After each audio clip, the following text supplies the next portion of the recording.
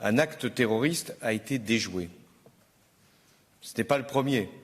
Il y en a eu d'autres dans ces dernières semaines et ces derniers mois. Celui-là avait commencé à être perpétré, selon les informations dont nous disposons. Et il pouvait avoir d'autres conséquences, puisqu'il apparaît qu'une cible était une église, avec sans doute des conséquences humaines qui auraient été encore plus graves. Mais elles le sont déjà, puisqu'il y a une jeune femme, selon toute vraisemblance, qui a été tuée par celui qui a été arrêté, mais c'est à la justice de faire son travail. De la même manière, il sera établi ce qui a été fait pour l'arrêter.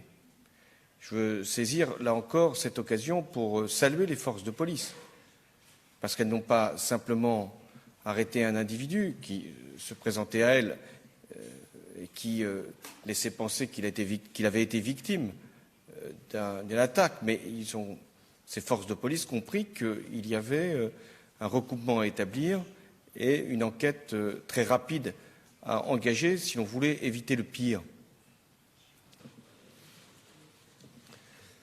Première conséquence, nous sommes toujours sous la menace terroriste.